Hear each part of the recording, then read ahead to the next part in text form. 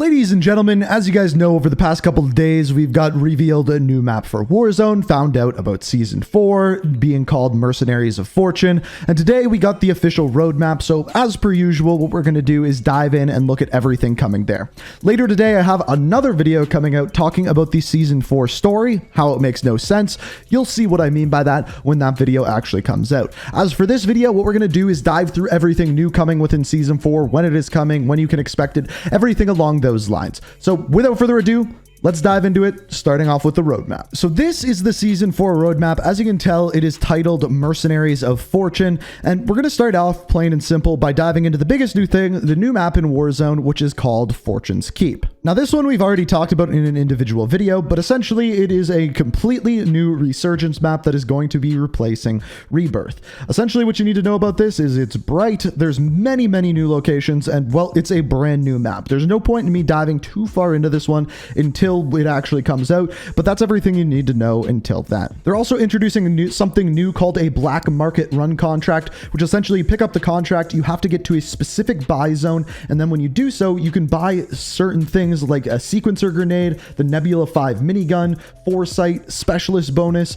and one of several classified weapons. So that is pretty cool. The next one's really weird. Remember how we talked about AI being in Warzone 2? Well, it actually might be on this map. There's something new called cash extraction, where mercenaries essentially are straggling behind and will attempt to airlift their cash. You can then go stop them, and by doing so, you will get the mercenaries' riches.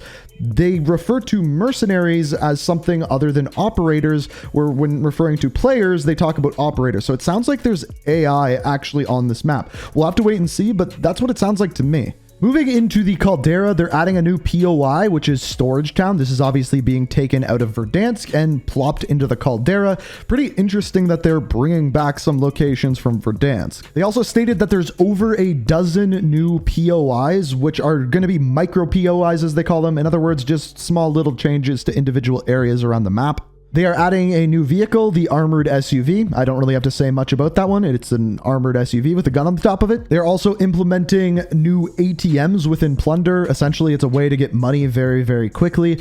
After this, there is also a new limited time mode, which is called Golden Plunder. Essentially, what you need to know is it's 120 people up from 100. Players drop more cash on death, and your victory score is increased to $5 million, which is, of course, a lot more. There's also going to be, with Season 4, a new Mercenaries of Fortune event, and essentially what this is going to be on both the Caldera and Fortune's Keep map. There's going to be challenges you can complete to get weapon camos, reticles, charms, emblems, stickers, and a legendary animated card is going to be the top tier. So basically just like every other event that we have seen so far. Now, for those of you who are sad that Rebirth Island is gone, they say it is going to return shortly and point towards the mid-season update for that. Very strange. I don't know how that is going to work, but I guess we'll have to wait and see. Moving into Vanguard, we have a new zombies map, which is Shinonuma. This is going to be a round-based map, and as far as this goes, we know what to expect. Shinonuma is a remake map, and in my opinion, it is about time that we got back to round-based zombies and not what we currently have within Vanguard. There is a whole new story, traps, everything like that that you would expect with a new zombies map, probably some sort of new Easter egg, and it'll be interesting to see what actually comes of this, but this is the first time for zombies in Vanguard that I'm actually excited to see what they have to put forth. Moving into multiplayer, we have two new maps, the first of which is coming at launch. It's the USS Texas 1945. This is a remake of the World War II map, which was USS Texas. It's pretty straightforward. It wasn't my favorite map back in that game, but I guess a lot of people liked it, so that they are bringing it back. Then later in season, we have a new map called Desolation. Their description of this one is deploy to a Pacific listening post in a small to medium-sized map set in a dense village littered with destruction. Large mountains and vast landscape engulf the environment as you battle around a central building and along its creekside fortifications. Other than that, we don't really know what this map is going to look like, but it will probably come out at the mid-season update. As far as a new game mode, we have a Blueprint Gun Game. As far as this goes, it is gun game with weapon blueprints. I think that's really straightforward and doesn't really need more explanation. There's also new ranked season rewards coming. This happens every single season. Shouldn't really be surprised by that one. Moving into what is coming to both Warzone and Vanguard. First off, we have 4 new weapons. The first of which is coming at launch, will be a part of the Battle Pass. That is the Macro 5. This is a high mobility SMG, accurate from the hip, with excellent close range stopping power. In other words, this is going to be an up close and personal SMG, which are generally speaking pretty good within Warzone, but we'll have to wait to see the stats on this one. The second weapon that we have that will also be a part of the battle pass is the UGM8. As far as this one goes, it is a high fire rate mobile LMG that excels at creating suppressing fire and pushing enemy positions. In the past, LMGs have been pretty good within Warzone. This one seems like more of a close range one, which is interesting that they're putting it out with a close range SMG.